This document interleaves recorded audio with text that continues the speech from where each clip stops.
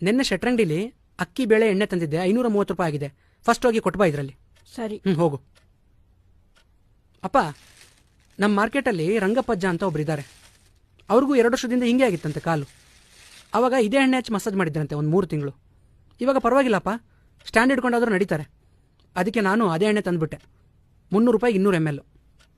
ಸರಿ, ಹಚ್ತೀನಿ. ಹೇ, ನೀನ್ಯಾಕೆ ಹಚ್ತೀಯೋ? ನಿಮ್ಮಮ್ಮ ಹಚ್ತಾಳೆ ಬಿಡು. ಯಾಕೆ ನಾನು ಹಚ್ಚಬಾರ್ದಾ? ಮಗ ತಂದೆ ಕಾಲು ಮುಟ್ಟಿದ್ರೆ ಏನಾಗುತ್ತೆ? ಸುಮ್ಮನೆ ಮಲ್ಕೊಳ್ಳಿ ಅಪ್ಪ ನೀವು.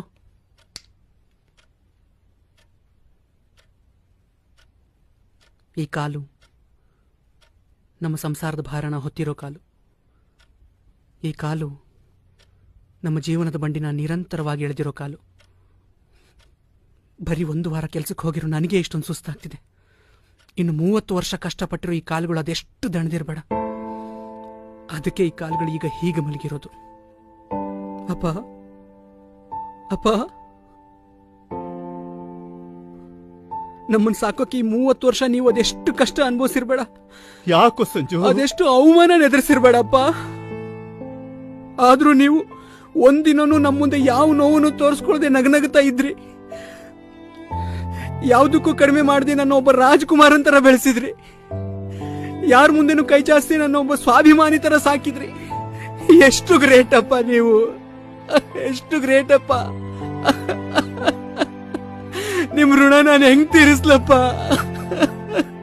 ಸಂಜು, ಹೇ ಸಂಜು, ಯಾಕೋ ಯಾಕೋ ಪುಟ್ಟ, ಯಾಕೆ ಹೇಳ್ತಾ ಇದೆಯೋ?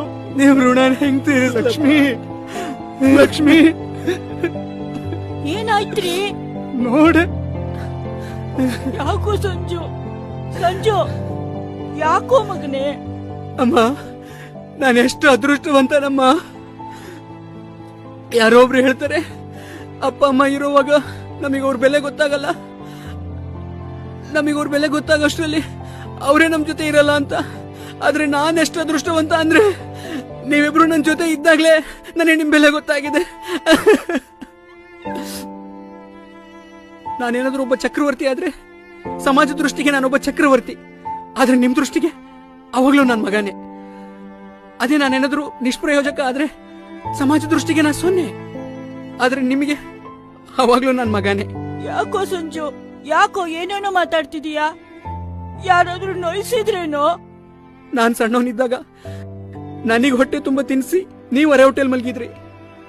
ದೇವಸ್ಥಾನದಲ್ಲಿ ಮಂಗಳಾರತಿ ತಗೊಂಡಿರೋ ಕೈನ ಮೊದಲು ನನ್ನ ತಲೆ ಮೇಲಿಟ್ಟು ಆಮೇಲೆ ನಿಮ್ ತಲೆ ಮೇಲೆ ಇಟ್ಕೊಂಡ್ರಿ.